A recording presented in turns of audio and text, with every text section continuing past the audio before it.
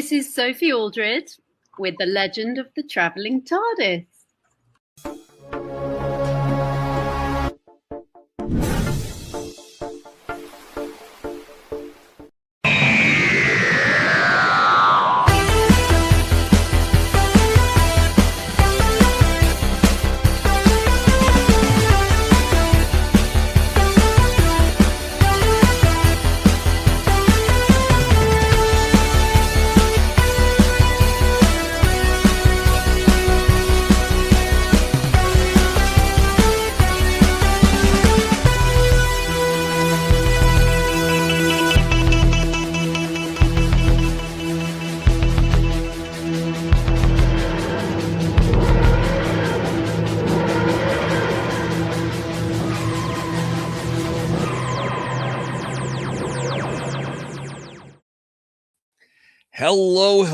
Hello, and welcome to the Legend of the Traveling TARDIS. We are live. I'm your host, Paparazzo Dave Chapman. Welcome. We are so glad you joined us for this great day. It's a heck of a day. It's a heck of a day because we've got Blink. We finally got to Blink. Hey, everybody that's on your phone. Roger, the Artful Fanhausen. Please don't curse us. Ladybug 444K. Rose Kirby. All of you, welcome. I'm glad you guys are here. Yeah, we're talking about Blink. Possibly the best episode of Doctor Who ever. Or is it? You'll have to wait and see. Dun dun dun. But I'm not alone. Let's get this show rolling. Starting off with my my producer for this evening, the Reverend Amagon Beaker. Me.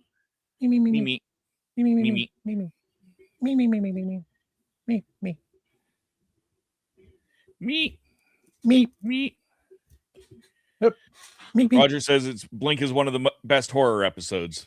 All right, that is definitely undisputable. That is definitely undisputable. It is definitely one of the best horror episodes. Ouch. Yes, it is. And I'm not playing it, so I can't do this. Exactly. Woo! Oh, Blink, sorry. See, who else do we got here? Let's check out Sean from Our Philosophy Is. How you doing, my friend? Life is short and the sun is hot. Blink and you'll miss it. Yeah, I'm doing really well. I'm excited to review this one.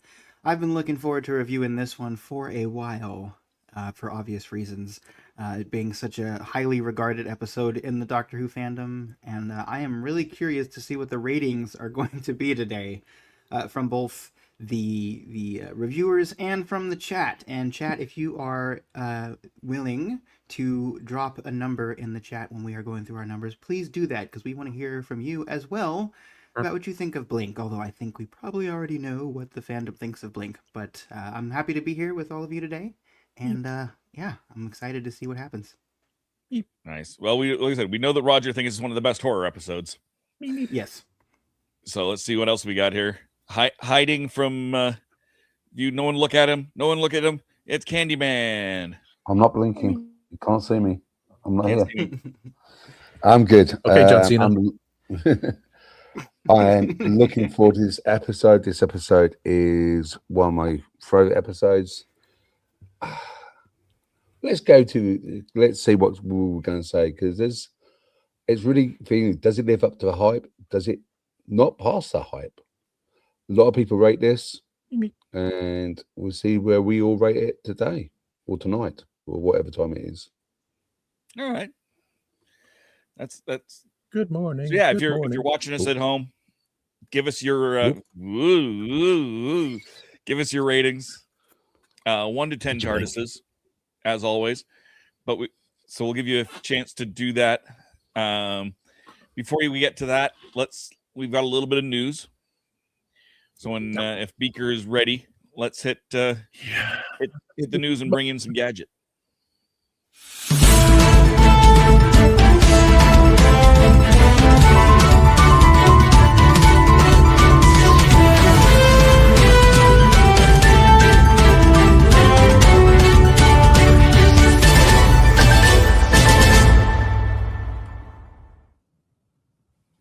I got no blinking jokes. We got no I got blinking jokes.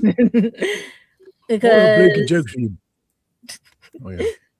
yeah, but it's crazy because we did touch a little bit of bases on some of the news on their sister show Spill the Geek Tea and everything, but we did have to with the birthdays. I'm gonna have to put this lovely gentleman first because he's new to the collecting of the TARDIS pictures, as we should say, or holding the TARDIS.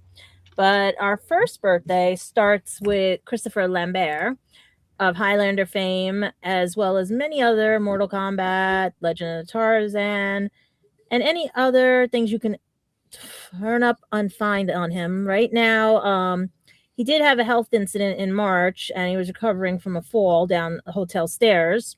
But from what Christian has shown us, he looks really good and everything. And he was at recent MegaCon, and he's worked with great legends and everything. And a best birthday to him. He turns 69 years old, as well as to boldly go where no one has gone before in a blink or miss it episode. You've got our Lieutenant Deanna Troy, who also stars on NCIS as the aunt to Ziva's aunt and everything. Too bad Tony and Ziva was canceled, but we could have seen more of her in the episodes and everything. And she turns a happy 71 years old. Still does not look it. And then our own, it's sad to say his wall is being terminated, but Gareth David Lloyd, our own Ianto, turns 45 years old, young spring chicken, and he was in Sherlock Holmes, I Am Alone, Robin Hood, The Rebellion, Black River Meadow, definitely Torchwood, and The Dark Signal. Right now, he's basically, let's see, what is he doing lately with everything going on and stuff? Big Finish. Well, we know he's doing Big Finish. We know that because that's going to be later on when I bring that up about Torchwood coming up and everything. But his last known was The Witcher, as well as the last video game was the Dragon Age Veligard. He was Solaris. So he graces your screen as well as your video games. And next up is a little frosty, but Nick Frost, who starred in Shaun of the Dead, Hot Fuzz, The World Ends, basically, see, I don't know how people are going to react if I say Harry Potter because of what today is and everything and stuff, but don't, you know what I mean? Don't take it out on the actors. Let's put it that way. Do not take it out on the actors. All right. We know what happened. We understand what happens and everything. There could have been a ghostwriter. Nobody would ever have known, but just do not take it out on any of the actors right now because there is a lot of situations going on, especially with the person playing Snape and everything else that's going on. But right now, he is playing Hagrid, and we don't know how the series is going to go. So please bear with him. Do not like blame him for anything and stuff. We will, however, see him in 2027 in How to Train Your Dragon 2, as it's filming right now at the same time and everything. So just bear with everything, okay? And then our own sweet Juliet Landau, who everyone knows as Drusilla from Buffy the Vampire Slayer, which would have been cool if they did reboot the series. She probably could have came along for the ride, like a few other of the actors. As you know, we lost Nicholas the other few weeks ago and everything to natural causes. But Juliet, the sweetest thing, you know, her dad also and everything from some horror shows, especially since today is a horror episode. And I think she turned 61 years old, but I remember her dad from Mission Impossible.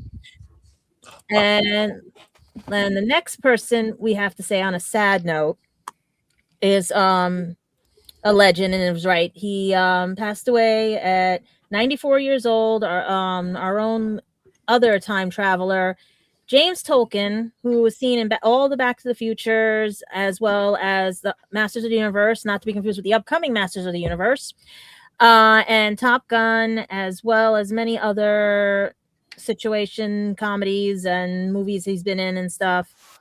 But it's sad, 94 years old. He was up there. He was getting close because we know Professor Feeney is making 99 today. So from Boy Meets World, Professor Feeney is now 99. And speaking of 99, if you go to Big Finish Audio, number 99, Torchwood Curtain, has been released and is on sale from $11.87 for just the download, or you can get the CD and the download for $18.47 on the Big Finish website. So check that out, guys. If you go to the Big Finish new releases, Torchwood Curtain, like how I threw that in. But even better news for some of our Doctor Who fans, especially those in England who have BBC iPlayer. You get to see on April 3rd the 2 missing episodes. They finally announced when they were going to air the 2 missing episodes that have been found in the Doctor Who Legacy. So we don't know if we'll have a watch party or not. I suggested it. Who knows? But the only person on this page actually has an iPlayer. Him. Because also for those in BBC World and everything, you get on April 16th a feature programming from 7 p.m. to 12:30 a.m. the following morning, a 60th anniversary specials re-airing of The Star Beast, Wild Blue Yonder, and The Giggle to celebrate for David Tennant fans 20 years of David Tennant. Ooh. So that's as far as the news as we got, but I will tell you this right now. There is no news on the Christmas special yet. Some rumors have been going around. There might be a release coming or an information coming next week or within 2 weeks. As of now, nobody knows nothing. We just know it's September starting taping. Could be earlier, could be later. It could be whatever, but we will get a Christmas episode unless something else happens. And all of you are asking, where is Doctor Who going to land? There might be some talks. It could be a box office. It could be a couple of streaming sites. It could be something. It could be anywhere. But right now, don't jump the shark. Don't presume anything. If you hear something, don't think it's something that caused something else, because everyone's so speculating that we're going to see Tennant again. We're going to see Piper. We might see Piper. We might not see Piper. He may wake up from a dream. It might be a sort of a theme going with Christmas. Some shows have that theme where you wake up from a dream and stuff. Who knows what the theme is, because there's 3 scripts. So, guys, bear with everything. And why do I get the feeling Dugadoo is going to be involved in something coming up soon, too? So, is it in here? What happens and all that, but you never know, because we also have the little anime coming of the CB. I cannot pronounce it, guys. How do you do this? CB. Damn dyslexia. CB Babies. That is still in production as well. So, guys, bear with it, and hopefully, fingers crossed. And don't read into anything. Always check your facts, and make sure the news isn't older than 3 years. All right. Mm-hmm. Otherwise, that's it. Anybody else got anything coming up or anything? The Candyman has been transported back in time. Oh no! He blinked too many times. He's gone. Yep. Dum dum dum. Uh-oh. And yeah, I was looking for a blinking doll, because I have those dolls that eyes blink, but well, Beaker doesn't blink. And all my angels are packed away. Don't blink. Don't do it. Otherwise, that's the news for everybody. Just please, guys, bear with it. It is a slow news time. Don't just wait for the words to come out that are actually been validated. And just listen to Big Finish and watch the new specials coming out and everything. That hurt. He's back. Yep, Candyman's back. Anything for the news, Candyman, or no? Not I know of. All right, so we can. Let's see. He blinked again. Yeah. Let's see if he gets transported. So let me get to the go up. Where is it? There it is.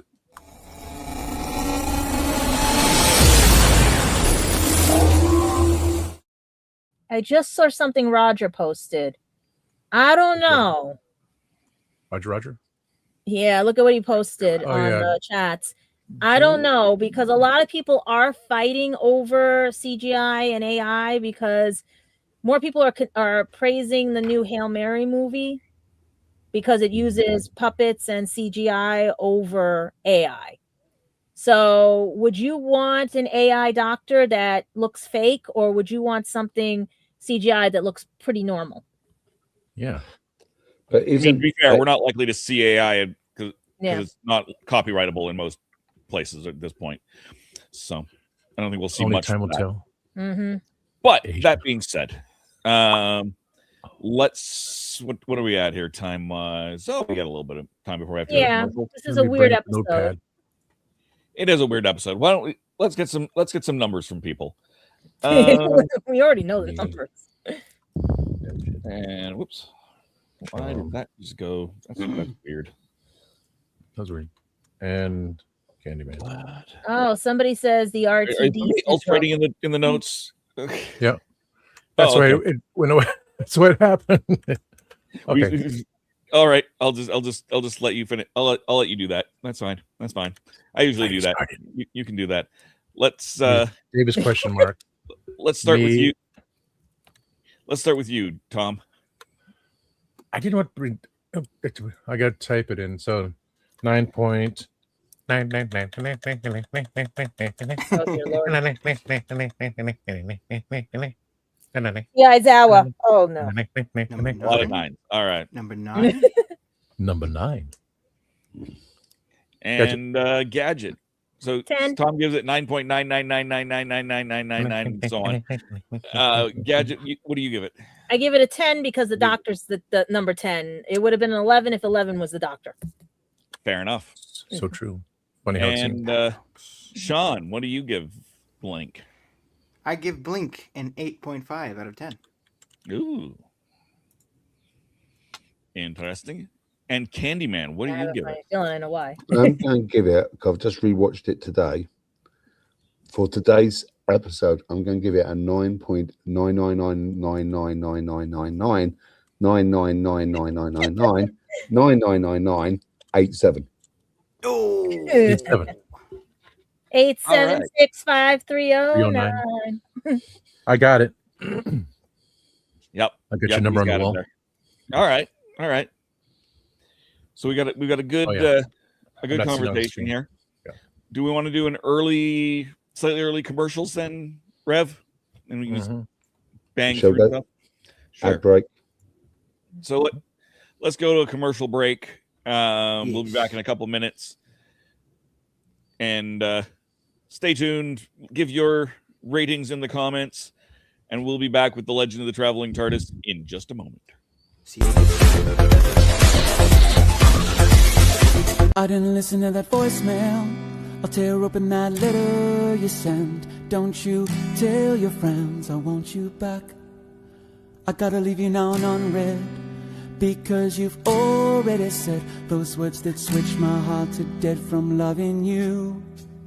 So you'll stay ghosted and I'll stay focused on sewing clothes. The spell stays unspoken, a dark silhouette of a marked man and broken. Right down, I didn't listen to that voicemail. A tick-tock, that story you sent. Don't you reel me in to get me back. I'm gonna leave you now.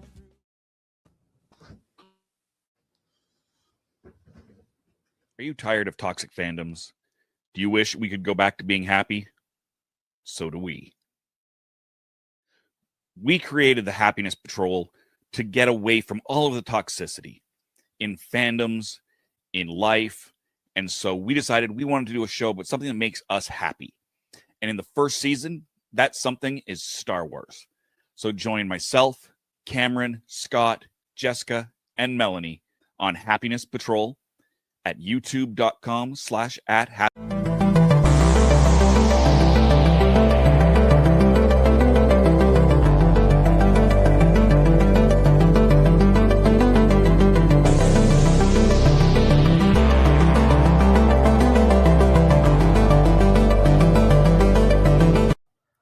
I'm author Mark Muncy, And I'm author Erica Lance. and this is Eerie Travels.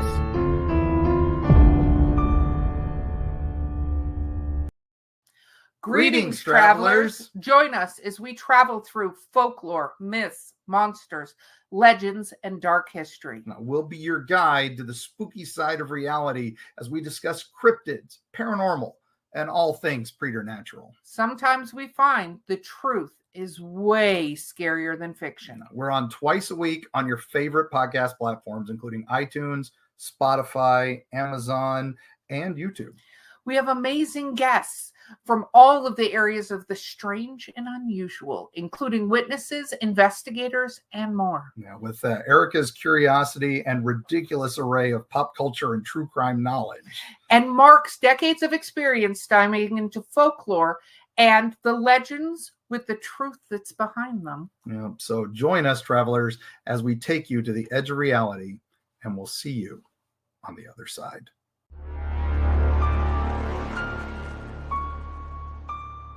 So what's your favorite Western?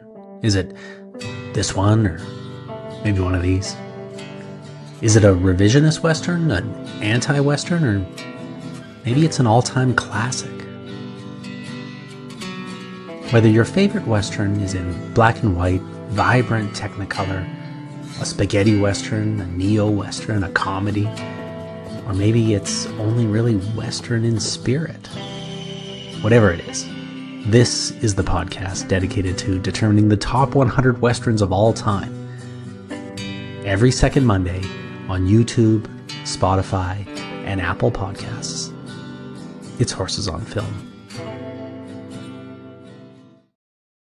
Hello there, everyone. I'm Ashley Eckstein. Most of you may know me as the voice of Ahsoka Tano and also the founder of her universe. And this is the legend of the traveling TARDIS. And we are back.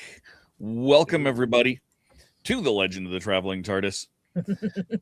and our review of Blink. Who's excited for Blink? Yay! All right, so let's start with a very important note. Oh, not yet. Spoilers. We will have spoilers. There will have to be spoilers. There's going to be all sorts of spoilers, and it will spoil all of the things. So be aware of Even that. your food. If you haven't seen Blink, where have you been the last 20 years? That's the real question. Where have you been the last 20 years? All right. So, as tradition, we start with the lowest rating. And both surprising and unsurprising at the same time, the lowest rating is an 8.5. I'm not sure if that's what? surprising because that's the lowest and is so high, or the fact that the lowest is so low. I don't know. That's up to you, the audience, to decide. Sean, why did you give it an 8.5? What worked, what didn't? Right. I was laughing because it sounded like you were about to say something else that you didn't. But I never mind. I won't go into that.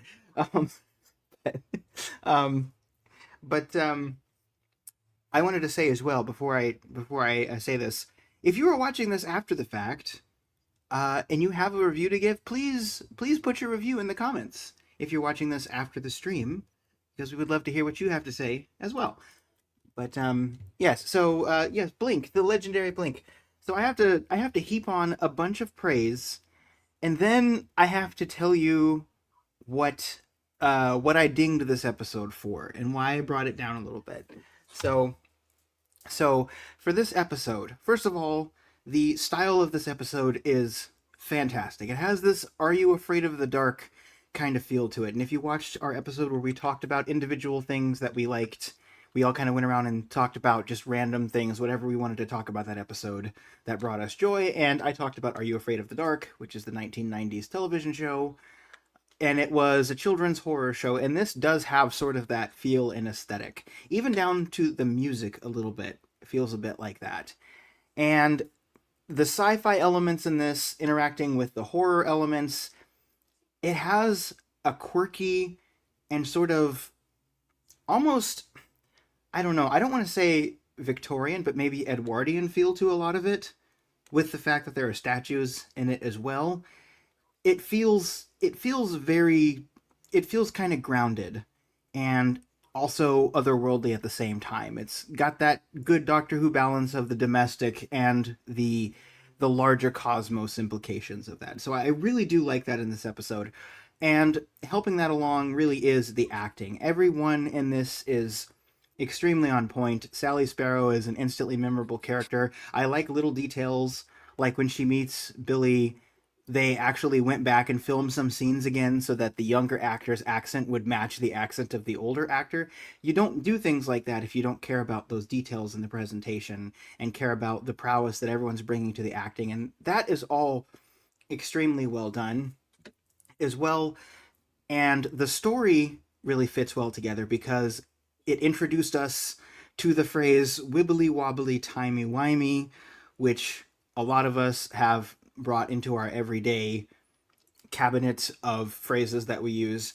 And it's well deserved here because everything does fit together quite well. It's resolved at the ending, but even before that, just the fact that, for example, the doctor's speech that he's giving to the viewers of the DVD extras, the fact that it works twice with what Sally's saying, where two separate occasions she's able to have a call and response with the DVD extra.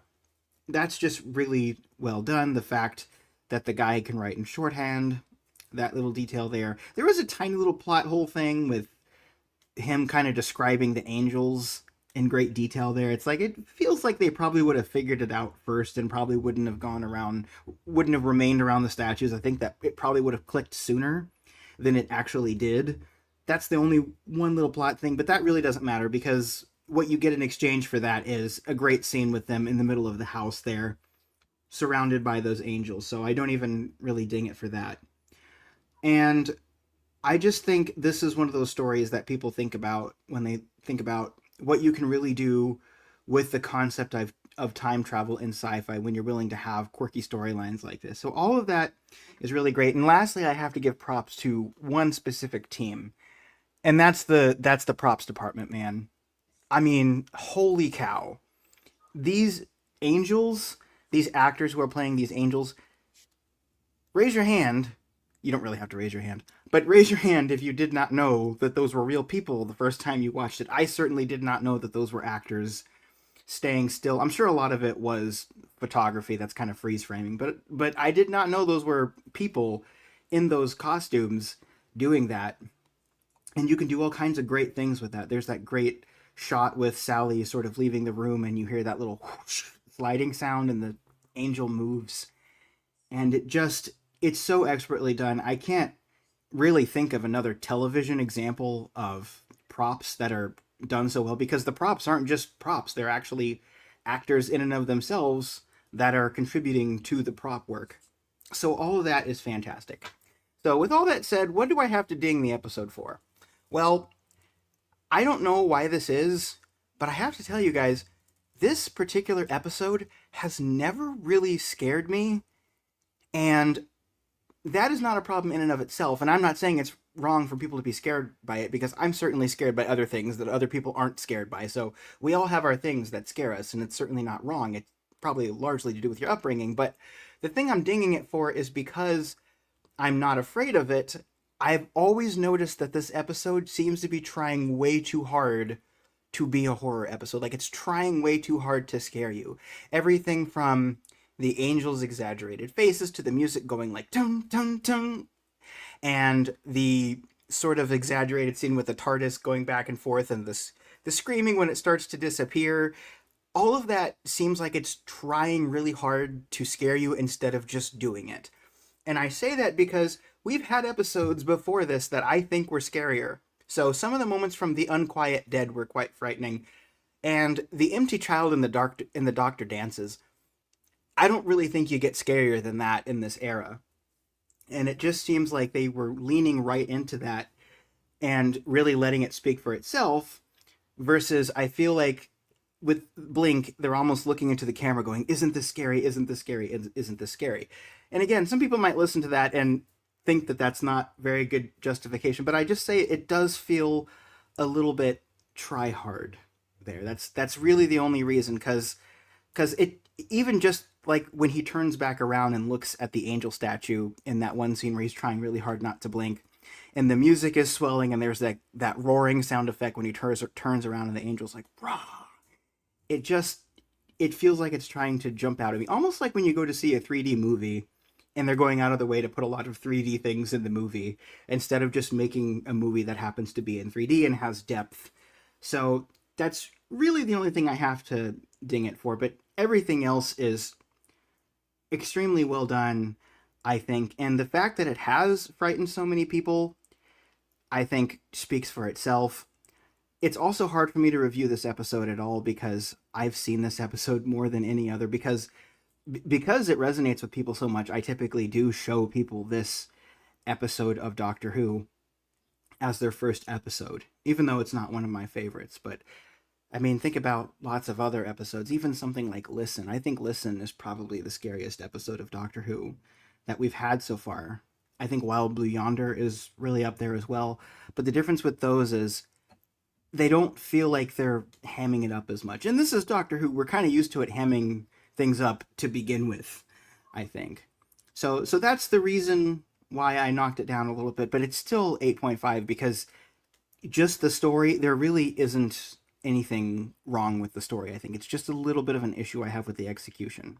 But please don't let that take away from the fact that I really am heaping praise upon this thing, because perfect casting, perfect visualization, I think, and the story, it just works. Every time you watch the story, you notice something you didn't notice the previous time, and that's really a strength of the writing, I think. So that's 8.5.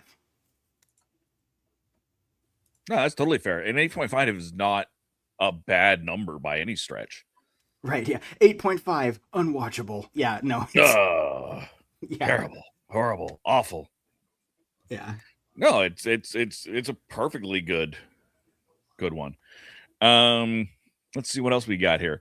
So we got a whole lot of 9.99999999999 ever so slightly. Candyman at 8.7. Yeah. I absolutely love this episode. Unlike Sean, when I first watched it back, or was it 19 years ago, 18 years ago, it did jump scare me. It was the first ever Doctor Who episode since the classic that actually did jump scare me, which I like. Most of the time, like people rate about Blue Wide Yonder, like Sean was scary. I find that absolutely not scary, and he's right. People find different things scary.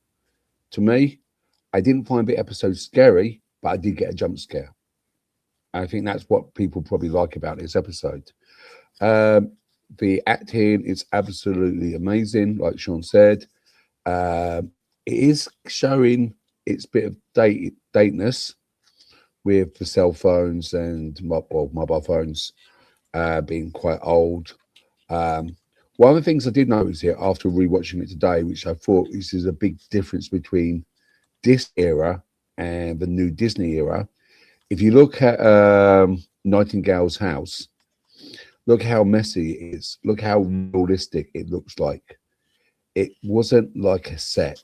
And I think that's what suffers with the new Disney era of Doctor Who, that everything has its place in a house. This was a flat which you can think that some students or young adults would live in. Everything's a little bit messy. Nothing's 100% neat and tidy. Is what a house looks like if you lived in it. Things I noticed on rewatching: London District Council. There is not such thing as London District Council, which is on the warning sign as they walk into it, which is quite. It would have been better if it was, but I can see if they put the actual real location on it, amount of people will try to find a house. So I can understand why they did it, but it's not sort of thing in it. The other thing I had a little bit of a bugbear with was the TARDIS. Why do the bad guys move the TARDIS? It was in the car lot of a police station, and that's another little bit of a bugbear I had. With Sparrow was in there with a police officer down in the car lot in an evidence parking lot. She walks out, runs back in, and gets into the evidence room. And no one questions that. But that's just me being cynical. One of the funniest moments was when Sparrow meets what's his name? What's the guy's name in it? I don't remember. Which guy? Detective. The main guy, the like the love interest. Sort Oh, of not Billy, but Nightingale. no, Larry. yeah, but his first name, the brother of Nightingale. I posted on YouTube. I gotta look it up. Okay. I think it was Larry Nightingale. Yeah, Larry. I love it when he said, "I'm not wearing pants." And I'm just sitting there thinking, Yeah, I wonder no. if the American audience actually gets this reference. I didn't the first time. I definitely thought he meant like pants, but then it makes it even funnier when you realize he doesn't mean pants. He means pants. Yeah. So when you hear pants, this is just a translation for the US out there. When you hear a British person talking about pants, it's not referring to trousers. It's referring to underwear, which makes it even more funny when he says, "I'm not wearing pants." But on the whole, I love talking about the DVD Easter eggs. I miss those in the Blu-rays and 4K DVDs. I used to love trying to track down Easter eggs in DVDs. That was a thing, especially when we're coming up to Easter as well. I think the story was really good. I think the pacing was good. I just can't really fault it. But the only thing I would say, is it really a Doctor Who episode? Because this is technically a Doctor Who light episode. Yeah. Yes, it has Doctor Who in it, but he only actually was in there as live acting for about 2 minutes, 3 minutes. Mhm. The rest of it was all stage recording. Mhm. So can we actually call this a Doctor Who episode? I'd like to see what you think in the chats about that. Would you call Blink a Doctor Who episode, or would you call it an episode with Sparrow and Nightingale? Just out of curiosity. But on the whole, it is an amazing episode. I love the Angels. It gave people a scare factor from Angel, Weeping Angels. When I was doing film shooting on what's it called? Where was I shooting filming with Johnny Hugh? Down in Auburn, where they filmed Demons. When we was in the church, the church in Demons, which is still there, across it there's a little school, and the school had an angel outside covering its eyes.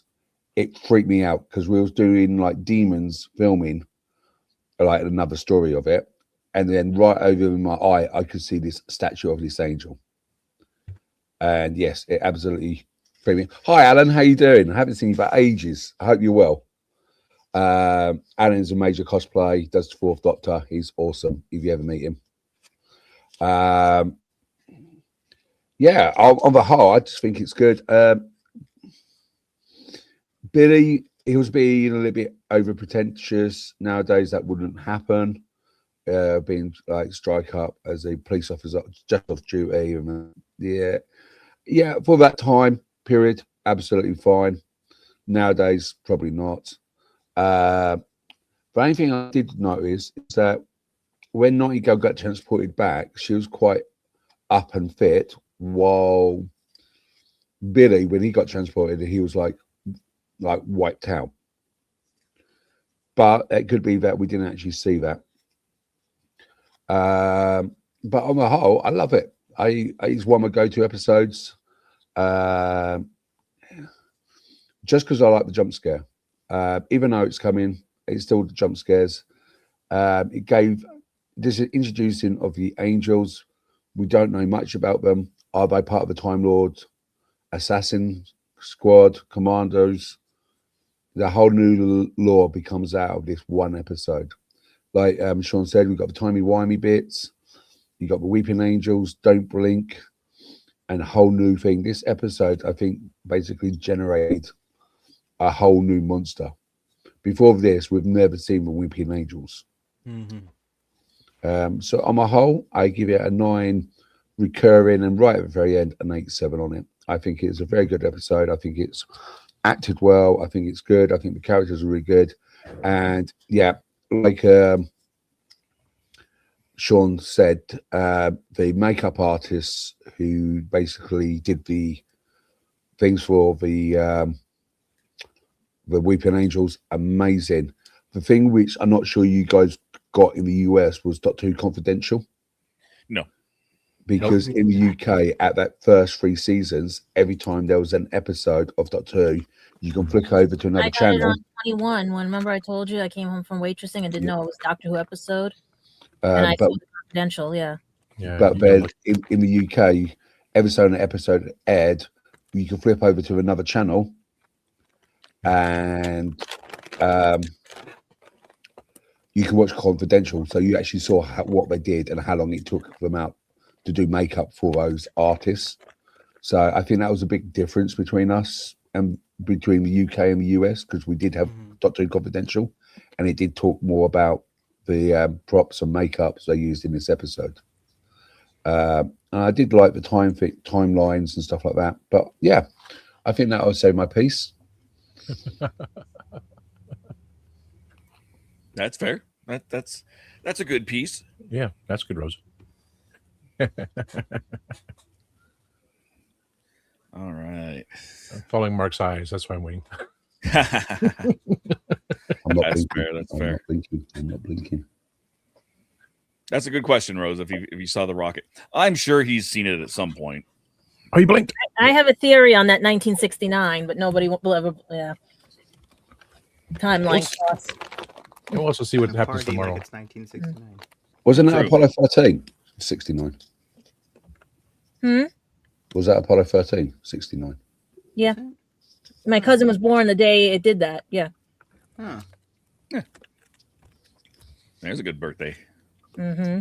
I thought they just sent him back there because He's of the that. same age as when that happened, because I've put 2 and 2 together on that one when I was watching the Tom Hanks movie. So I thought next, I'm out of pumpkin seeds. I'm gonna say next up, what have we got here? We've got at not that was 9.9999999999987. Now 9.9999999999999. Tom, what kept this from being a perfect 10 for you? What went right? What went wrong? Let me hit the button. Yes, hit the button. Hit the button. Push the button, Frank. Elevator go down the hole. You know what is also good on the whole? Preparation age. All right. Moving Nice on. one, Scott. Mark did it. He had to say on the whole. On the whole. Yeah. So it's preparation age. On the whole. Anyway, so why did I go at because I wanted to go first.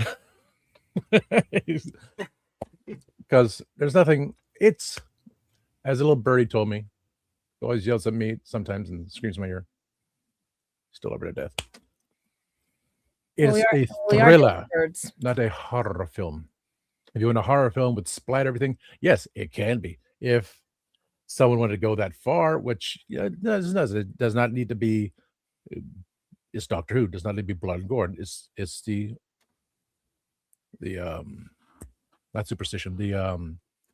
The thrill of it all, the jump scares and things like that. You never know what's going to happen with little things like, hey, Loki is judging you.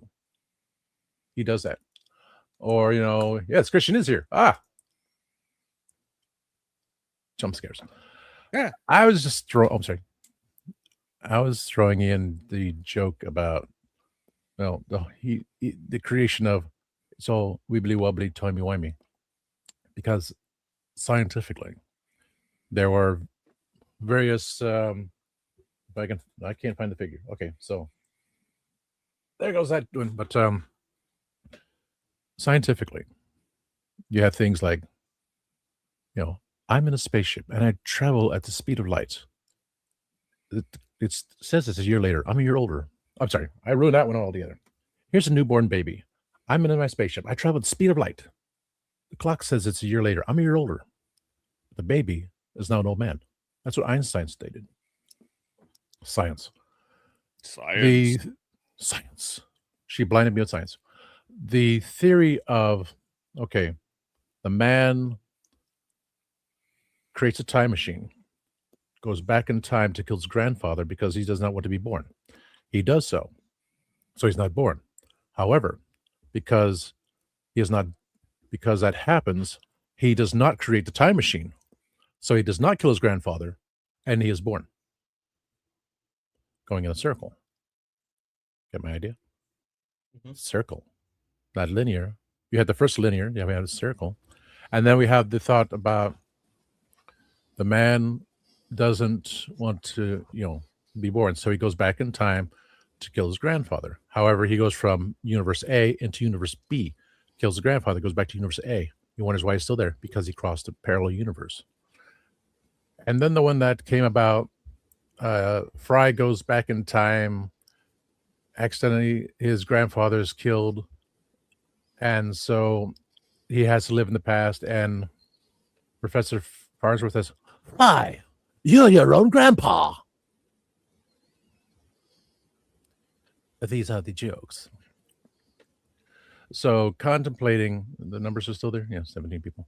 The numbers of, we have linear, we have circular, we have crossing timelines. The whole wibbly wobbly timey wimey to make the effect of, yes, we can have the doctor speak with Sally through DVD extras, which is an interesting thing. And then she changed her answer, but still the same answer. Much like the answer is 42. The question makes no sense. So from a scientific point of view, yes, that knocks it a smidge. It is a thriller, so you always have the little jump scares of, you never know what's going to pop up, like, oh, that. The fact that, yes, we thought, the thing that'd just be statues, but that would be a lot of work too, creating all those statues. So, you always have someone doing little things here and there coming at you when you never know, out of the blue.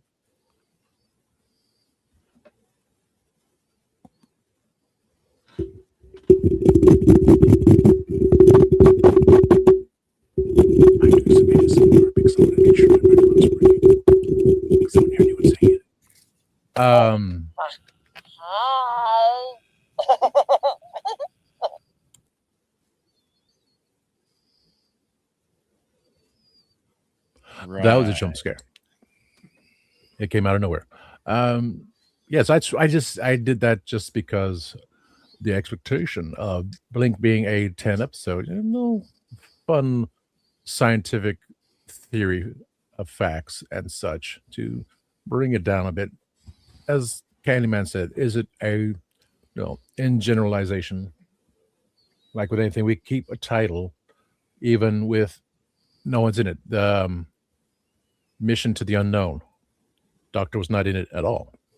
Not one episode, but still under Doctor Who, because we have the storyline itself. So say it's Dr. Light, besides Hartnell's episode, of him not being in it at all, jumping forward, which we know of Shooty, he had other arrangements to take care of. That's why some of the episodes were very light, and he would just pop in here and there. It will always be Doctor Who. Like, it's like slight segue. Anything we do on Sunday, it's still under, that, even if we go backwards and forwards and wibbly wobbly, all that stuff, it's still under the same title. So Doctor Who Light, it was a perfect episode because, in fact, a Doctor Who episode does not have to involve the Doctor altogether and still work. And that's why the future episode with Shooty, which we'll talk about maybe again, I don't know, most likely. History does repeat itself. It's all timey-wimey right there. It happens. Things occur. So we still like it. It's still part of Doctor Who because of the characters themselves. Everything is Doctor Who. The Doctor is just the main Protagonist? I'm not sure I got the wording right there. Catalyst. Catalyst. Thank you. I had some catalysts that had those removed, and it hurt quite badly. Ripping them off. I guess that's not the right term for that. But yeah. So it's more of the joke of bringing it down to 9.9 because believing everyone would have been on the same boat, having the same answers and such. I just wanted to be different. As Sean did go through, yes, and here and there. Yes, it's... But again, as Mark said, dump scares. Things pop out. I'm scratching, so I'm not near my mouse yet. So it's still all in fun. And still, one of the top episodes to show anyone. Say, well, you want to see Doctor Who episode? And it's not going to go like drive you insane. It's like, okay, here's little things like there and there. Like, oh, look, there's a statue behind you. I just so happen to go get some popcorn, bring in the little statue, and it's just for fun. So that's all I have. Babble, babble, babble. I ate all my pumpkin seeds. I'm hungry. The end. The end. I don't know where you are. You're right there. There you are. Excellent. Why don't we take a look, see what the audience is? If you haven't left a rating in the chat, do that now. And let's take a look at what the audience who has said a rating has rated it. Words are hard. Jim, welcome back, Jim. 6 out of 10. That is a surprising, honestly. Jim, if you're still around, I'd love to hear why only a 6. Yes. I'll give Blink 10 out of 10 TARDISes, since it's one of the best horror episodes with the Weeping Angels chasing the 10th Doctor and Martha Jones, who are stuck in the 1960s, since this is a Sally Sparrow episode. All right. Reverend Amagon sent me. Yes, hello, Kenzo. And so most people in the chat are using the mobile version of this TLT video. It is. I don't like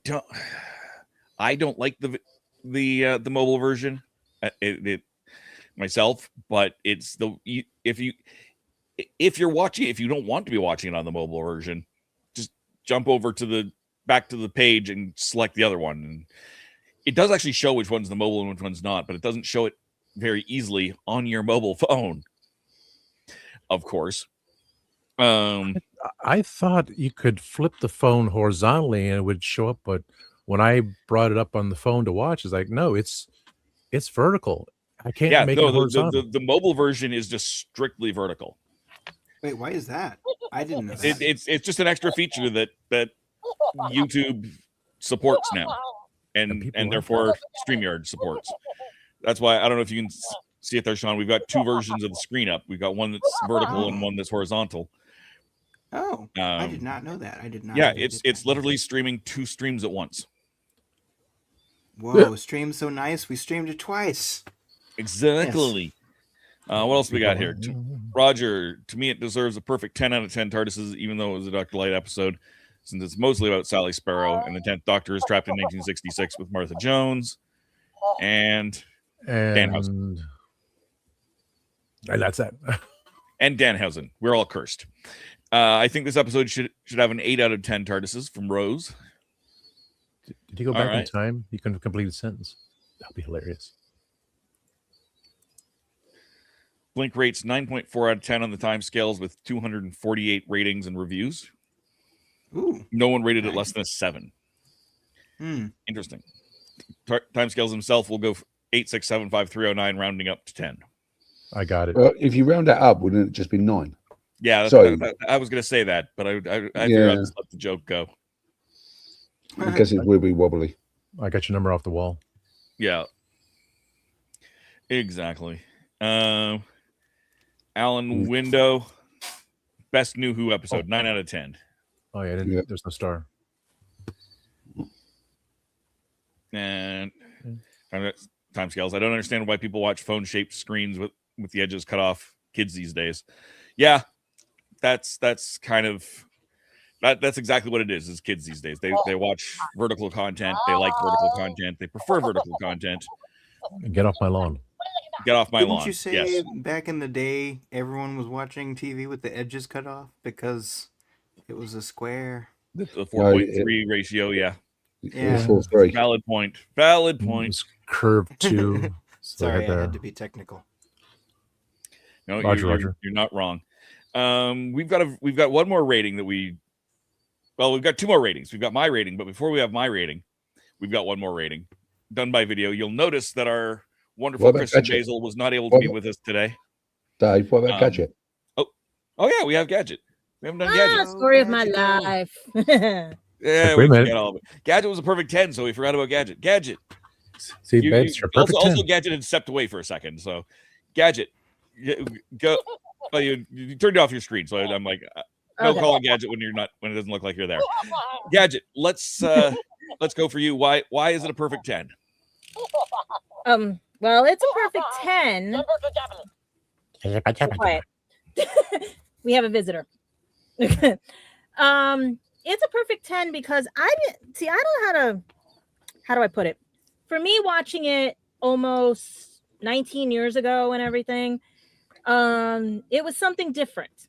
It was something like a thriller. It was basically like choose your own adventure, solve a mystery, because I like the fact that it's a nightingale and a sparrow, the night and the day, against each other. You know what I mean? It's like you have the light and the dark, because Sally's always surrounded by the dark, but then all of a sudden the sparrow comes in with the light and everything, because a lot of people also forgot who was watching the angels and everything, because if they weren't looking and who wasn't looking, and how were they, because if Sally was by herself, how would they, we were watching them. And that's why I loved it, because at the end it made sense and everything, because it was like, it wasn't jump scares for me more so, it was more like, how are they going to get out of this one? How are they going to do this? And then later on, when I kept rewatching it, it was even more fun, because it was like you could see the angel's eyes were open, ready to grab her.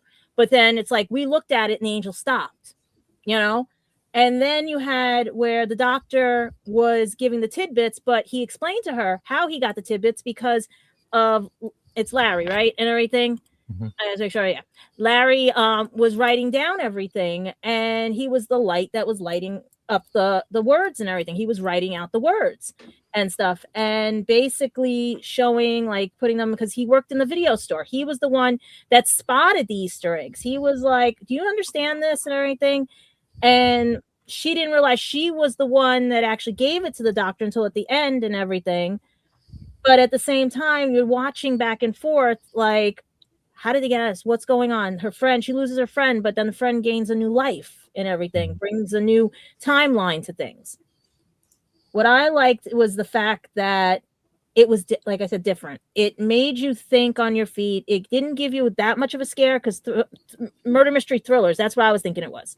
And Sherlock Holmes, everything like that together rolled into one. Yeah, she lost the love, but gained another love.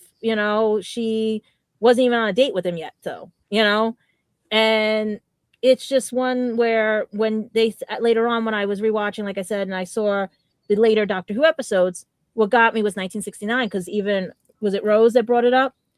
Did he cross timelines and run into 11 with Rory and everything, because he was stuck in 69? Ooh. With the moon and everything and the silence and stuff? Like, did they ever cross their timelines by accident? Because I know they can't bring certain things back as a fixed time points, but was 69 a fixed time point? So that's where I was thinking on and everything, how you would see a callback to 10 in that episode with 11 and River and everybody else and everything.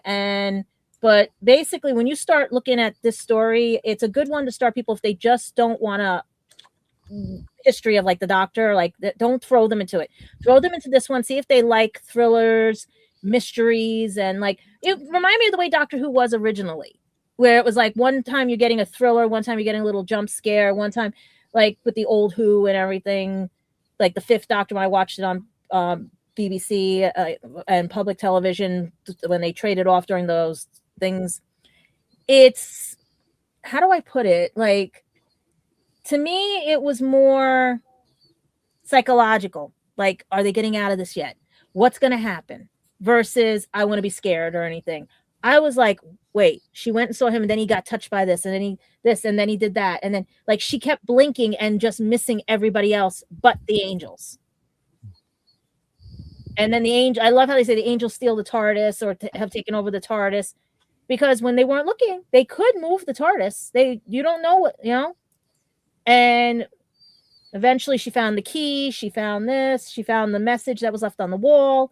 It was all like I said, my choose your own adventure books. It was like, okay, what mystery have we gone down here? What's this? What's that?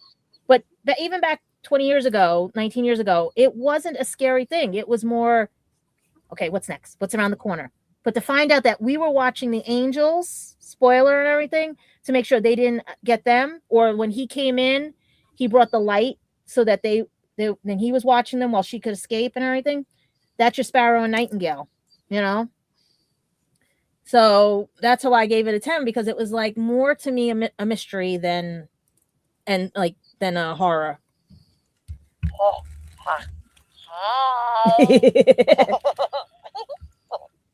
I did not realize you had that earlier, and I kept hearing that in my earphones. And I had a moment from I literally had a Church on Ruby Road. I'm getting some noise in my earphones, and it's like, I was like, because I was trying to give him, when he said jump scare, I said, oh, that's perfect. It makes that noise. Yeah. You guys remember that from the Church on Ruby Road, though, where they kept hearing the goblins laughing in their earphones, and they're like, who knows?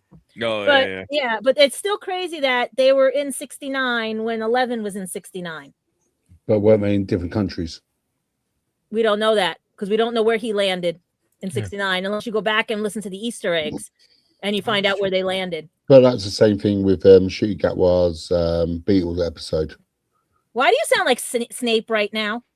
Do I? You just sounded like Professor Snape. Okay, not supposed to. But in Shooty Gatwa's the Beatle episode, I can't remember what it was called. He was just round the corner from William Hartnell. Right. Yeah. And I would have loved for them to drop by and had that, like, they lost an opportunity there. Because I would have loved to see the Foreman sign and everything, the gate. Mm-hmm. Because my great grandfather was a junk collector too. So that's why I'm like, I love seeing those things, because those are like nostalgia. Those are Easter eggs. That's an Easter egg, Yeah, like Attack of the Cybermen did that, and that's a whole part of it. He went back to the junkyard. So why didn't you do that? And why did John wear glasses? He did not wear glasses at the time. Actually, come to think of it, was McCoy also in 63 as well? In Remembrance of the Daleks. 69, you mean? No, 63. No, Shooty Gatwa was 63. Yeah. William Hartnell was 63. Yeah. And Sylvester McCoy was 63, all in the same year. Yeah. And you want to talk wibbly wobbly timey wimey? How did they all not collide? Different months. There's still 12 months of a year. Yeah, Hartnell left. McCoy came in. That's how he settled that part. It's like, well, let's ask Clara when she went to every doctor. That's why I said the doctors. I say the doctors are not in the right timeline. Mm-hmm. All right. With that, we've got a couple more ratings that we found. What else? What else is the audience popped in there, Tom? The Blair Witch Project Meet Doctor Who, 10 out of 10. Ooh, that's a good point. It's a really good point. Yeah. Thankfully, it doesn't have the shaky cam of the Blair Witch. Yeah, right. Just a shaky TARDIS. Yeah. Yeah, just shake the camera around and be, Josh. What else we got? What else we got from the audience there? Just Grego talking about Gadget. There's a Roger as well here. Gave it 10 out of 10 TARDISes. What? I rate Gadget's review 10 out of 10. Very interesting perspectives. Has anyone played that Doctor Who video game? The last one they made. Which one? What's it called? Edge of Reality? No. I know it exists, but I don't do much for video games, so I haven't. Come from you, who plays video games most of the time on your channel now. Yeah, I know. But they're all board game. They're all board games turned into apps. Yeah, they have still some nice video console games. Ones. They got some nice console games. They got like Red Dead Redemption. You should talk about it in Horses and Games, your podcast. Another one. That's what I need. That's what I need. Another show. Yeah. Oh wait, we're working on another show. What have I got myself into? I don't Yeah, know. But almost there's forgot a to jump mission in one of the games where you do get jump scared by angels, which is quite nice and quite good on it. In Edge of Reality, you play through the whole game of it. You're jumping through different timelines. It's out on the PlayStation. I can't remember if it was out on anything else, but we did do a VR. But if you guys like the 10th Doctor and 13th Doctor, it's a crossover story between those two as a video game. What? I know that was a comic book. I didn't. The only thing I know about Edge of Reality was Elvis. Yeah, Look it up. Roger's. If you want to watch some of the stuff, you can watch it on YouTube, according to Roger. Yeah. But it's more fun playing it. For most people, It's not a brilliant game. It's very buggy. I found loads of little bugs with the game. But on the whole, the story is quite interesting, especially when you get to the Weeping Angel side. Mm-hmm. And there's the Lonely Assassins game as well. Yeah, which is all about the Weeping Angels. And speaking of I was gonna Lonely Assassins. Yeah, there he is right there. Osgood's great. Osgood is really great. I think Lonely Assassin was a precursor to the Edge of Reality. It's definitely before it. Whether it's a precursor specifically, I don't know, but the character Osgood it definitely did come out first.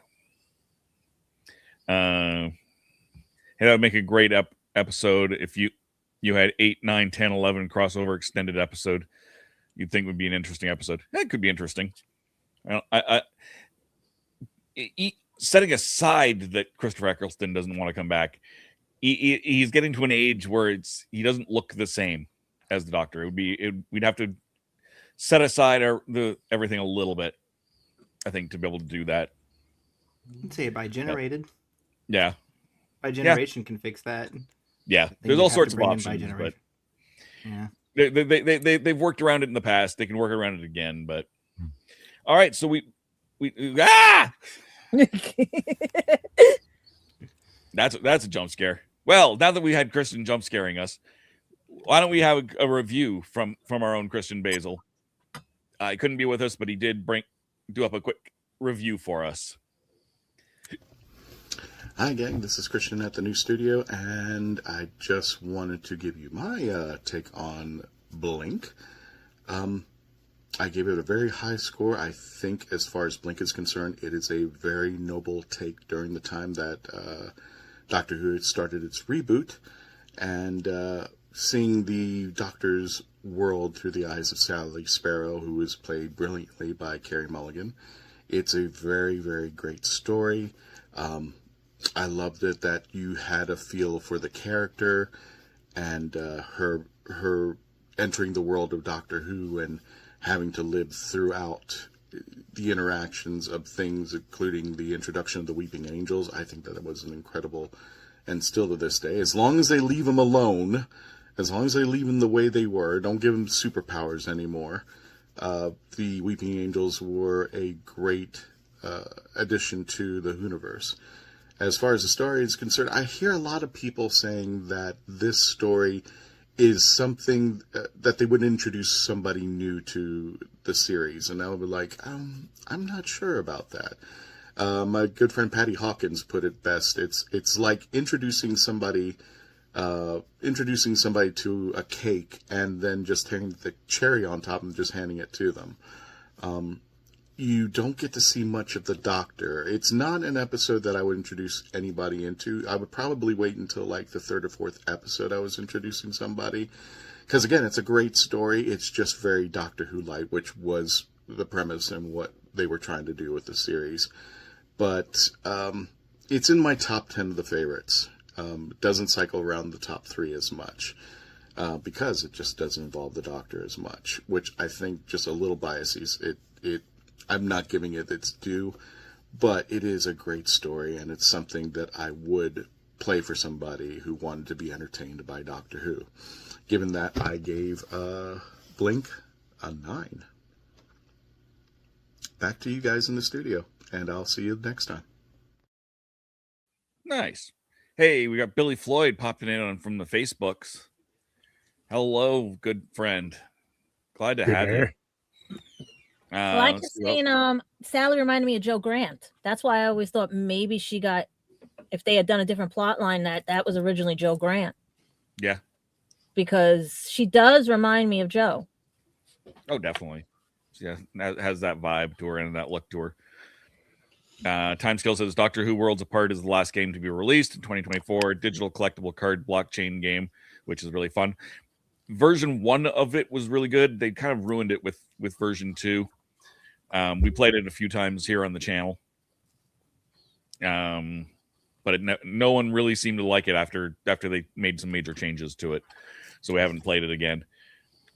So yeah, that leaves me. Just me. Mario. I blinked. Ah! I'm gonna give it a 9. It's really good. We've gone through all the reasons why it's great. The reason it's not perfect for me isn't even its own fault. It's a dropped ball, a missed opportunity that would have been another episode.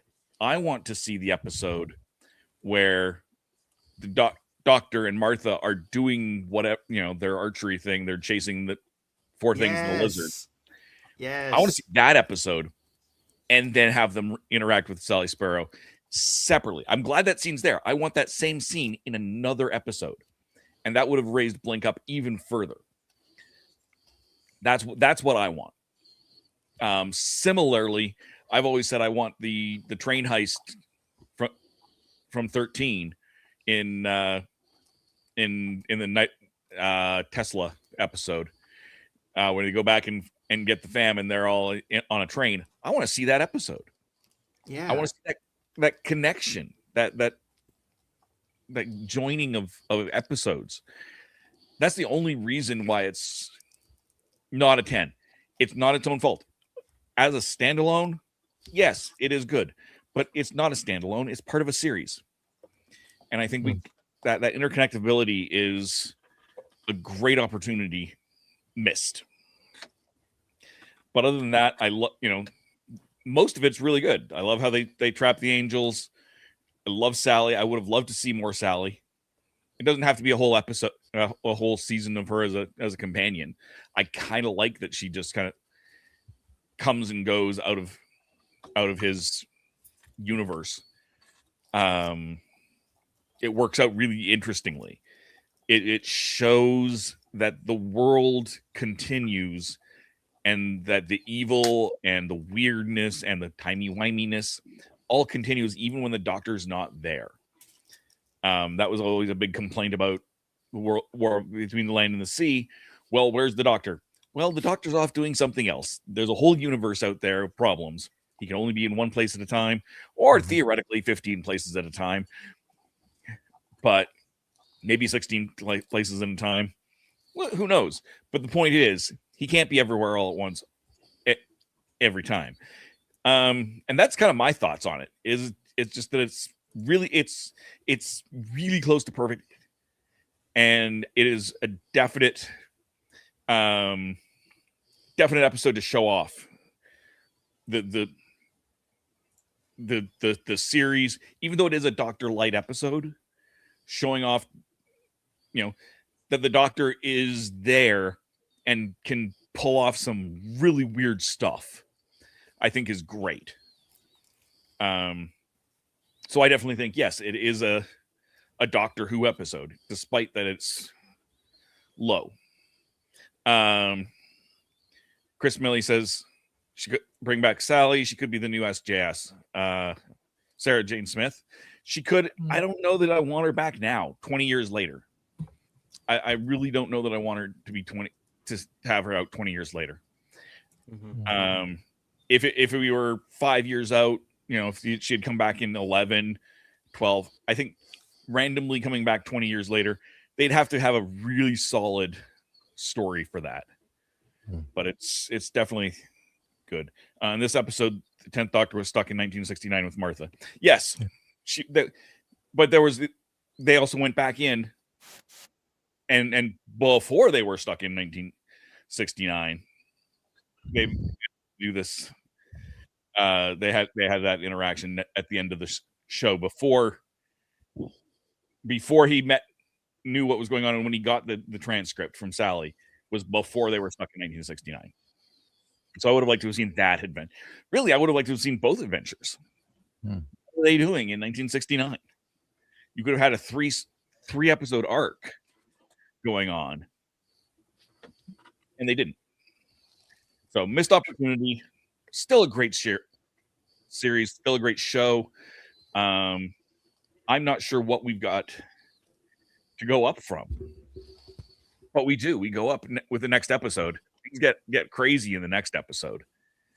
We don't have a plan for next week. The plan for next week might be the next episode of the 10th Doctor, which is name I looked up earlier and forgot now. Utopia. Sorry? Utopia. Yes. Yeah. There's a good chance we'll be doing Utopia. Rose, right, folks? Next time I want to wish you have an excellent Easter weekend. Nighty night, folks. Good night, Simon. Sadie Miller could play Sarah Jane Smith since she does in Big Finish.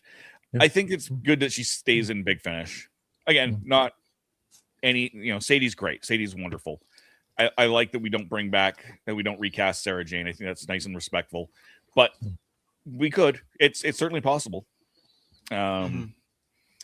It's easier to recast doctors than it is to recast companions.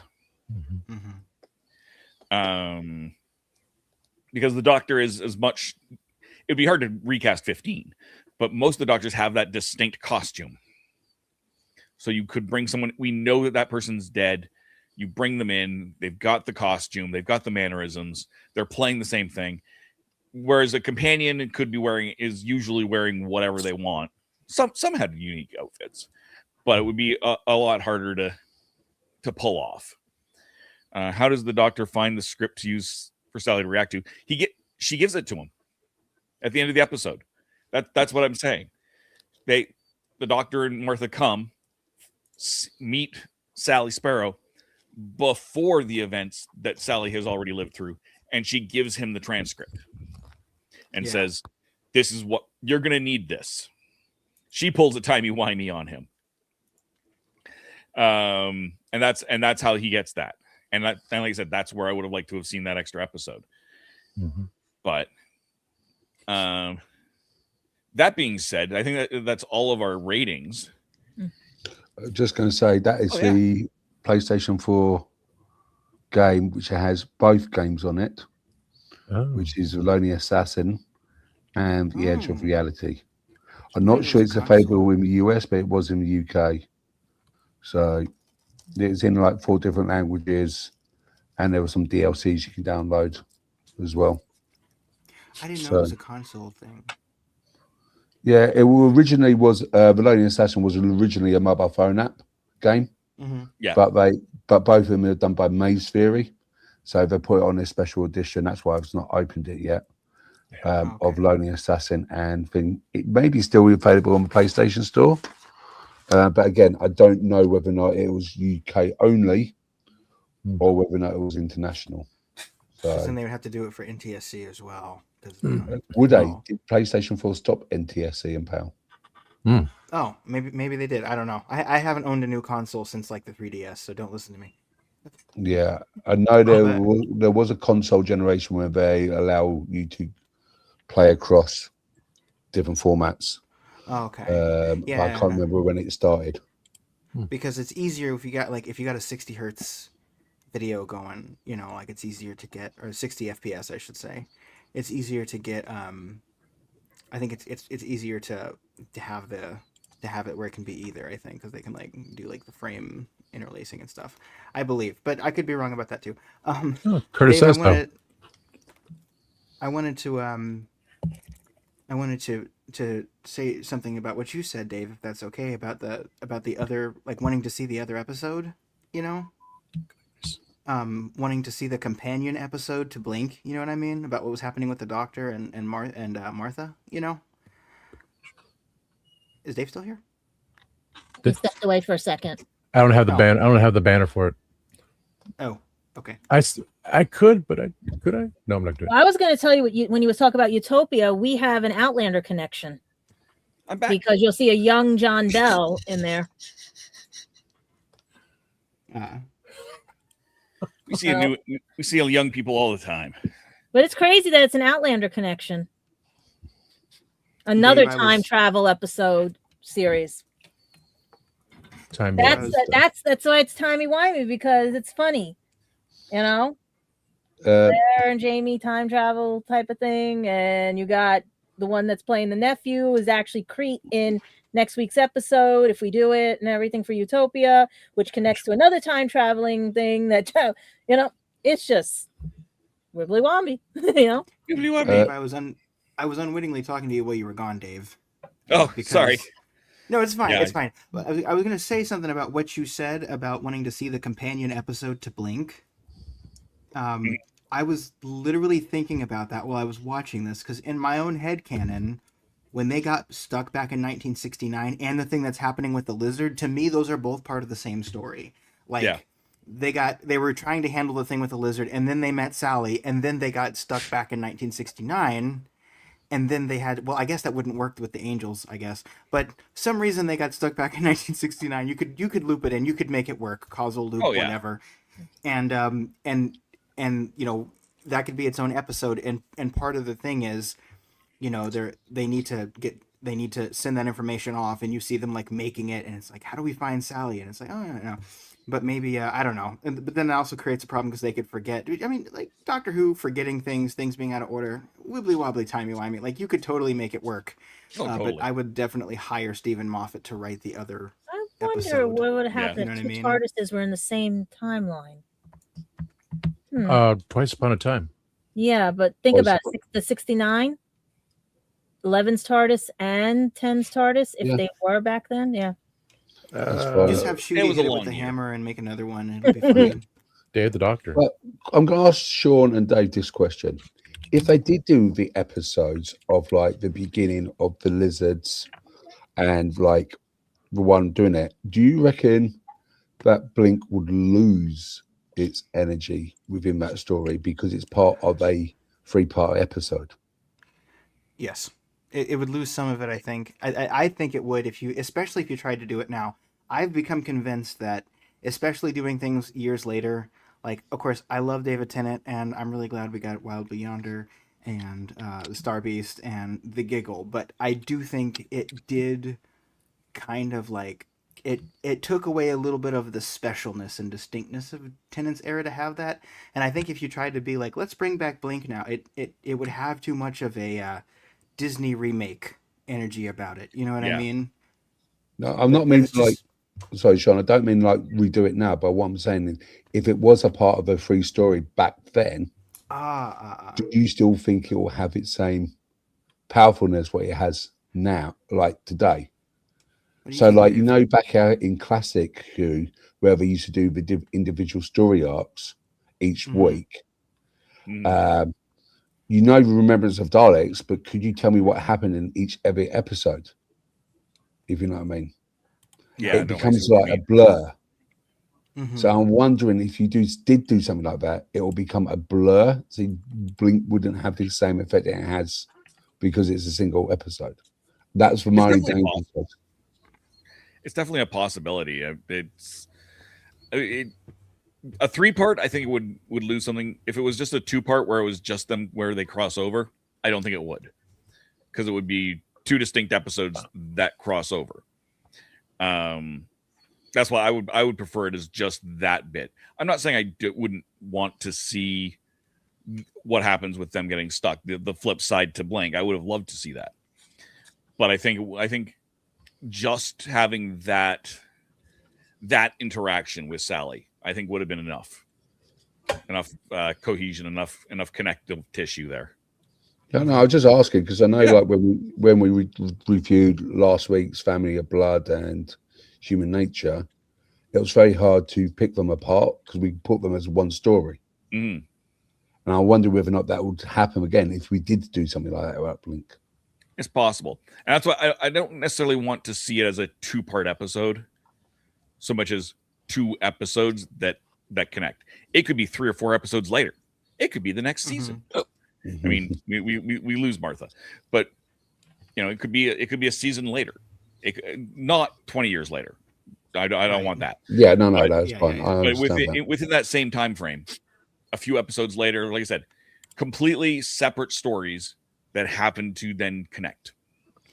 Do we have 2 episodes that do? I'm trying to think. Like, have we had something not like a 2? Obviously, we've had lots of 2-parters, but like stories that like when you watch them together, they kind of have a little bit of more depth, and you can almost watch them in any order. Like, because it's hard to do. I know that's been done with other things before, but it's Isn't hard to do that. Utopia and the next one with the drums? No, that's a 2-parter. Okay.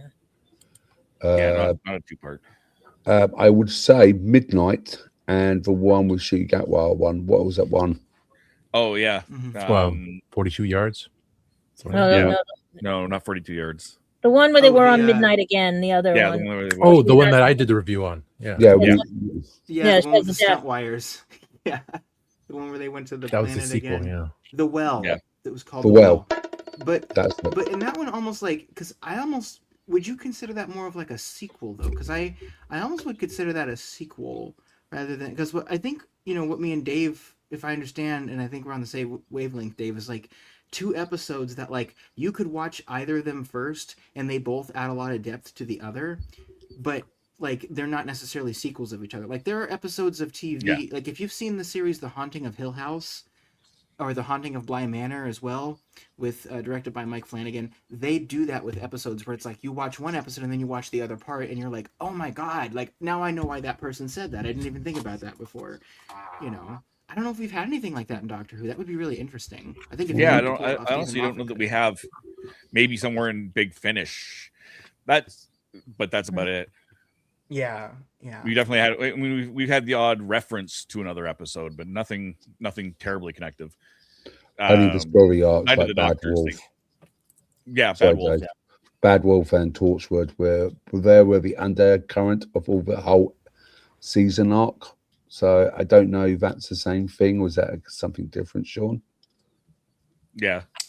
I haven't seen. I haven't listened to hardly any Big Finish.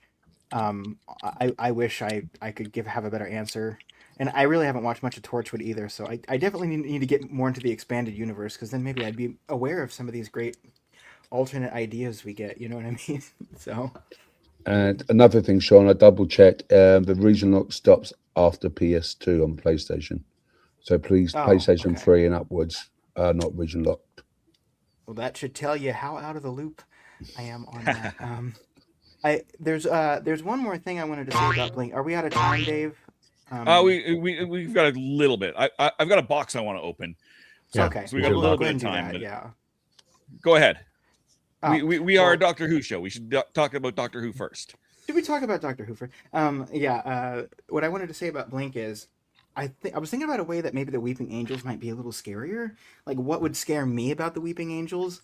And I think like this would fundamentally change the story. So you couldn't really have this version of the Weeping Angels in there, but like, what if you had a situation where the Weeping Angels exist, and if you happen to see one, you can't accidentally blink when you look at it, because if you blink, it will disappear.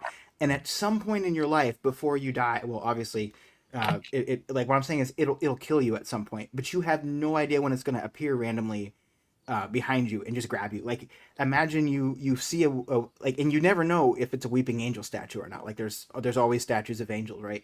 You see a statue, you blink, it disappears. No one believes you that it was there, and you know that sometime in the next 80 years, depending on how old you are, that statue is going to reappear and kill you. And like, you have no idea when that's going to happen. It's like, how would you live the rest of your life with that knowledge?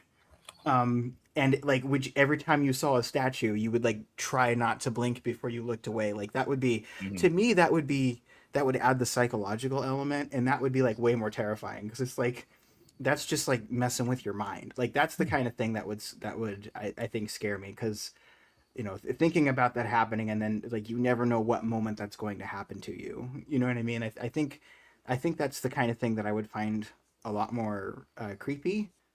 I think. And then I also forgot to say there was one time where I think I actually was scared of the Weeping Angels, because didn't a Weeping Angel appear really briefly during the Capaldi era?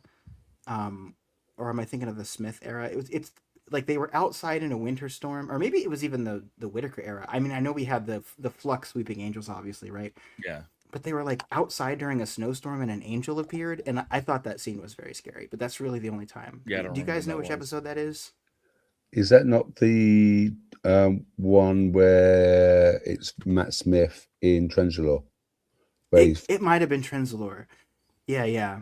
okay. But what do you guys think of the idea of like the different idea for the angels that because I was just thinking about that right before when I'm like, what would scare me? Like, what do you guys think of that idea for the angels? We do have the future episodes, which they do go into further detail. So, not to be any spoilers, because like we had one of the doctors, one of the stories, Time, the Angels, I don't remember, and then they said, well, it happened again, so we extended how the angels can do things, and after like the third time, their people are dead, something like that. That's when the like Flesh and Stone and all that stuff with Amy. So we have those future ones, because this was just the concept idea, and for kids to say, oh, look, there's a statue, and then of course with Rory with the Cupid, because Cupid had wings. So, yeah, angel. Oh, so we have those ideas there, but it's for kids to say, don't blink, don't breathe, don't do this, do that. What can I do? Yeah, makes the whole thing fun. So, it was definitely a lot of fun for kids. I knew a couple kids who were watching the show at the time in my family. Yeah. And they were freaking out whenever there was this angel statue anyway. So I know it definitely worked. I was also thinking when they had that episode with the cave and they turn the flashlight out and then they turn it back on and all the statues have moved. Like, okay, I'll give them that one. That was pretty well done as well. Okay, I'm just going to go on top of what Sean said here. How many of you guys, and you can answer this in the chats as well, think that the Weeping Angels are ex-Time Lords, like past regenerations, or they're part of the cloister subsection? Alternate universe. I think they should put you in the writer's room. That's what I think. That's a really good idea. That's an interesting one now for sure. Yeah. Because there were assassins from another place, which the Time Lords don't know about. But then, because we got the Chibnall Timeless Child, how do we know that they are not from the original planet of the Doctor? Watch your language. Yeah, no, I'm sorry. We'll see in a future episode, because again, I'm trying to remember the one where the people went back, like they caught him a second time and then he died or something. That one. So we got that was a 13th Doctor episode. So we will most likely do re-reviews, because that's what we do, and that'll bring about us watching it again, because again, this bits and pieces. I just got over Darby O'Gill and the Little People, so that was a fascinating thing. You should watch that on Tasty Conversations, with Ramona and I, because that. Yeah. Don't put my He-Man figure on there, but so this is something we will go into further detail. So it's the idea. Yes, people. You saw Blink, go see every single thing with the angels, be prepared and have your answers ready, because eventually we're going to get there again. Yeah. But I would say, we've covered all that. And yeah, I think we've covered everything. We've covered Blink to death, I think. Yeah. So let's we blink to death. Just need some Visine right now. Exactly. So what I want to do, title Blink to Death. We're going to end the episode here, and we're going to do an after party. We don't usually do an after party anymore. I love after parties. I miss We're going to do those. an after party. We still got to stick to our 2-hour hard limit. So we got 24 minutes to do this. But let's go through where everyone can be found. If Tom is ready to bring up banners. Yeah. Oh, let me get bringing up banners. So let's pick one. And let's go with Candyman. Where can we find you? You can find me here at the Legend of Traveling TARDIS. You can also find me over at the Spielberg Geek Tea. And you can also find me at my Instagram account, which is cyborg_T100_cosplay. And you can also find me at the Legend of a Traveling Spielberg Geek Tea After Dark with Tasty Talk and the rest of the crew. which is not a real channel, but it's a joke within a joke. It's going to be a show. I'm going to make it happen. And Sean, where can we find you?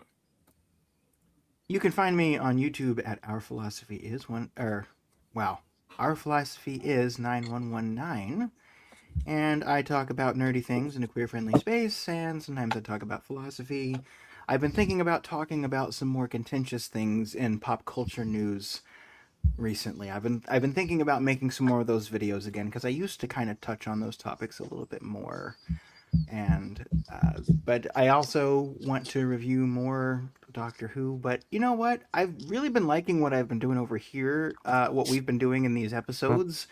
And so I've been kind of just like not posting my own stuff, which no one has personally complained to me about that. Nope. But maybe I should do that just because it is fun. It is fun to post stuff. So, but if any of that wide variety of stuff sounds fun to you, then yeah, you can check me out on Our Philosophy Is. Thank you very much. Yes, always continue. I'm going back to doing my videos again. Yeah, that's why I'm restarting my channels, because I had a situation that prevented me, family situation.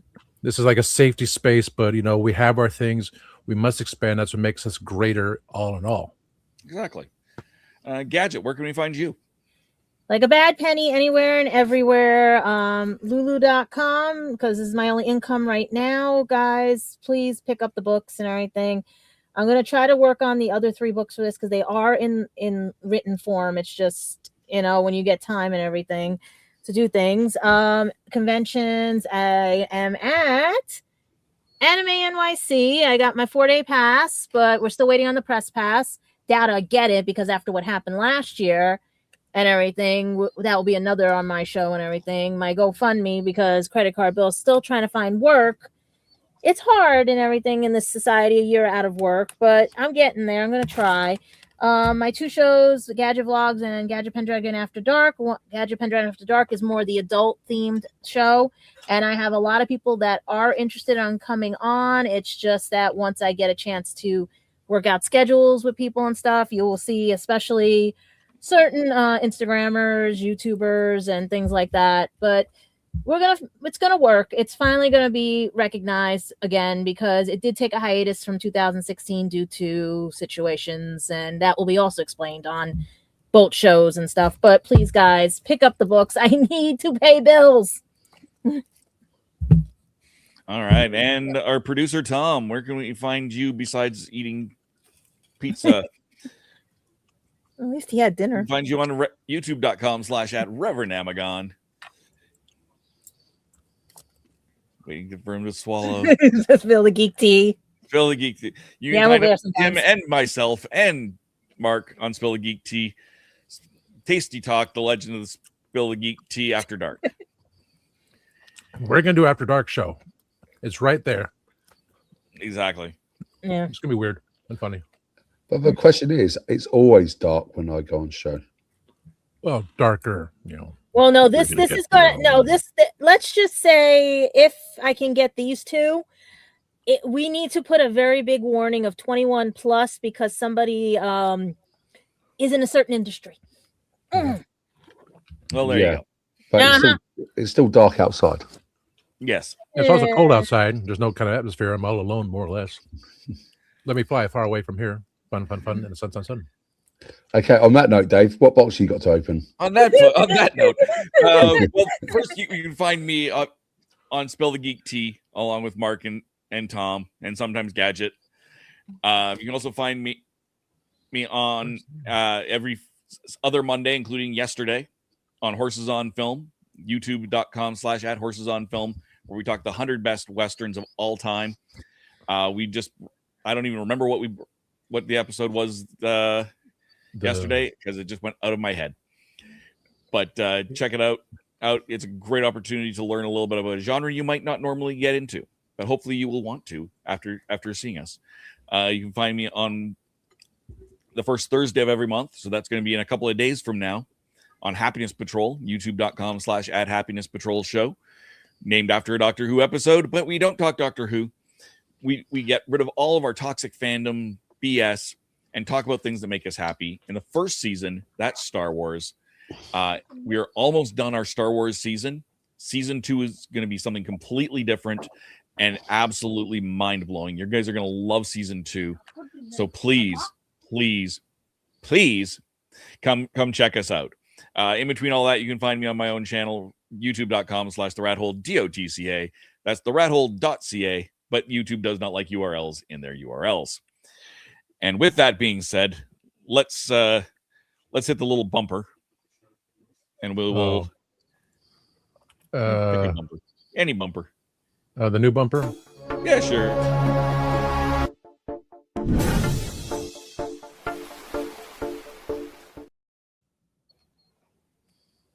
That bumper works. All right, so I've got a box. I got a box. Whoops. Is it big on the inside? We'll have to find out. I didn't even. I'll just pull my microphone over here so it's a little bit in front of me. It came slightly busted, so I didn't even have to cut it open. All I had to do was pull off my address. I even blacked out my. And also block out the code, the barcode thing, because they can use those bars to track where it is too. Yeah, I don't care that much. It's all wibbly wobbly. If someone wants to put that much effort into finding me, go for it. Squiggly wiggly. So we've got some fun stuff here. Oh, books. Actually, you know what? We're gonna start with this one because I know what this is. Pirate Borg. This is a pirate version of Mork Bork, which is an art-forward, old style Renaissance game. Very simple rules, and this is a starter set. So I'm going to open this up in a second for you, see what's inside. Down Among the Dead. So this is their new up thing, and it is, I believe it's in it. Got adventures in it, so you can see it's got some fun fonts and interactions, house rules, Jolly Roger flag alterations, Dark Caribbean islands that you can explore, coral reef. This is much less art than the original, but it's still, the art you can see is really fancy. Mork Bork is known for its fancy art and numerous fonts. So Dave, does that book tie in with that game then? Yes. Yeah, this is all to do with with Mork Bork. You can see there's a map there for the adventure. So it's got all sorts of cool fun stuff. I'm excited to dig into this. And the third thing we got here, Cabin Fever. So it's another, I'm going to get rid of this box. You guys are still going? Yes. It's not 2 hours yet. No, it's not quite 2 hours. Player classes, GM tools, adventures, bestiary, bunch of extras. Pirate Borg known conspirators assembled on itch.io to create a content for the worst pirate RPG ever made. Worst in the best way. Of the 126 original entries, these 20 were selected by two panels of judges and compiled together. They form Cabin Fever. So this is content created by the fans. So wait, the name of the book is called Cabin Fever? Yes. And this is for my brain. I got the cabin fever. It's driving me insane. Woo! I found the Muppets. Yep. And so this gives you some new and exciting characters that you can play. So is one like a DM book? Sorry, Dave. Is one like a DM book? One's like a player's handbook. Yeah, this is definitely this is more player forward. A Sea Bishop, interesting. And the other one is definitely more GM forward. But you can see all the funky art. I will pull out. Let's pull open what do we got for time here. We got 15 minutes. Sure. We can pull open this.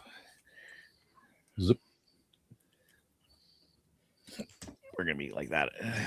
Of course, we got something in plastic right when I have cut nails. There we go.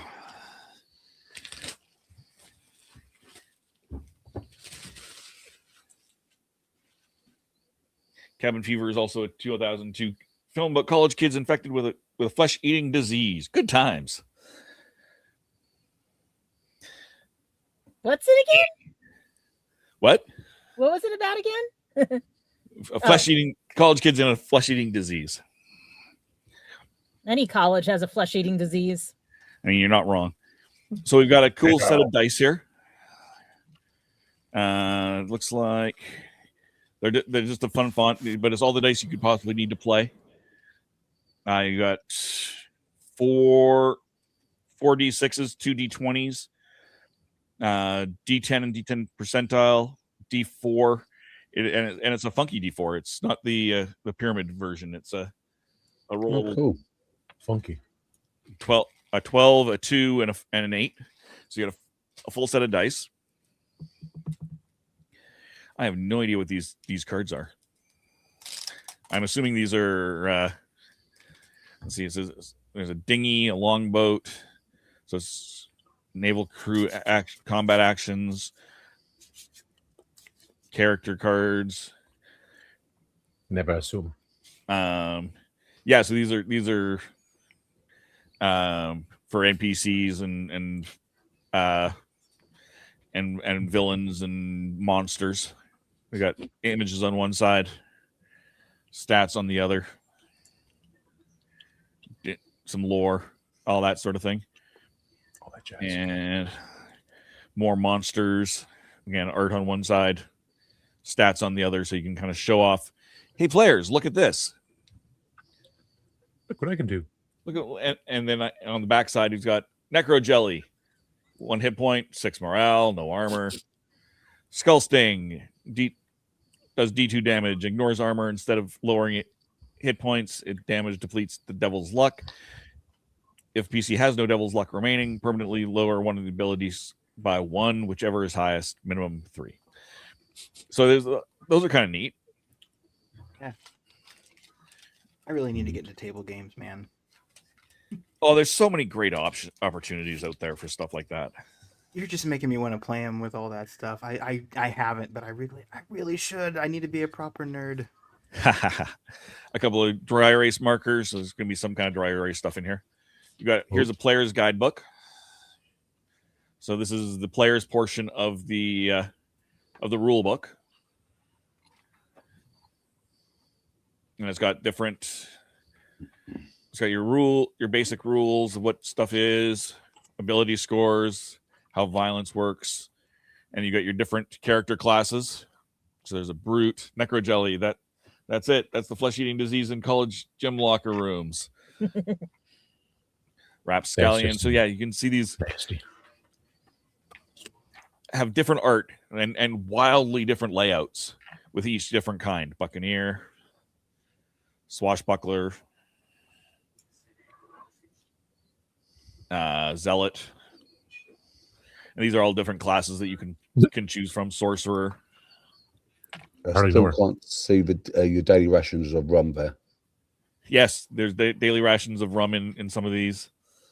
You as you should. Tall Tale. You got different kinds. You got merfolk, aquatic mutants, a fowl, crocodile, lucky parrots. These are sentient animals. Different weapons. And there's a section on the Devil's Luck that I mentioned earlier. Every class gains a number of Devil's Luck points. Landlubbers begin with D2. After resting at least 6 hours, if and only if your luck is depleted, roll class's designated die and regain that much Devil's Luck. Use the Devil's Luck to deal max damage with an attack. Lower damage dealt to your opponent or yourself by D6. Neutralize crit fumble. Lower one tests damage result by 4. Reroll any die roll. So there's all sorts of great options in here. We'll look more later. There is Trapped in the Tropics. So this is an adventure. and it's quite a thick adventure for all things considered. So this is be mostly for your GM. It's got a lot of the you can see the artwork is some of these same guys that were on those cards. Let's see what else we got in here. We've got dry erase shiny player character sheets. Character sheets. Words escaped me for a second there. Words. So you can reuse them. And here's some more permanent one. These are just regular pull off. This is as big as the as you need. One page there, one page there. So simple character stuff. It's so simple. What else we got in here? We've got, this looks like a map. You got or maybe it's a poster. You got a big ship there. Let's see what's on the other side. Oh yeah, it's a small map. So you got a side view map and a top view map. And more maps. More maps. Again, a top view and a side view. Of a much bit, and then some sea maps at a much bigger scale. Nobody's turned on yet. This is just a straight water map, it looks like. On this side. So a hex map for water. And a smaller scale hex map of an island and surrounding area.